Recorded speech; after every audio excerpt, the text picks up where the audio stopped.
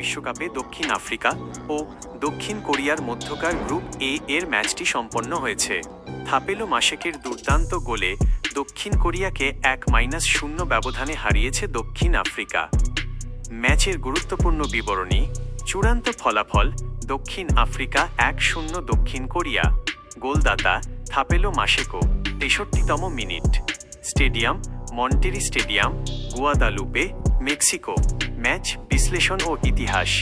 এই জয়ের মাধ্যমে দক্ষিণ আফ্রিকা তাদের ফুটবল ইতিহাসে প্রথমবারের মতো বিশ্বকাপের নকআউট পর্বে রাউন্ড অফ 32 খেলার যোগ্যতা অর্জন করেছে।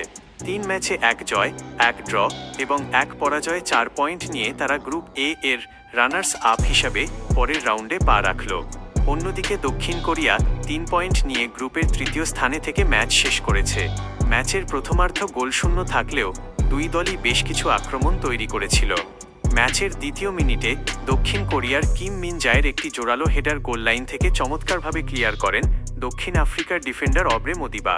পরবর্তীতে 63তম মিনিটে তশেপাং মোরেমির ক্রস থেকে নিখুঁত ফিনিশিংয়ে জয়সূচক গোলটি এনে দেন 22 বছর বয়সী উইঙ্গার থাপেলো মাশেকো।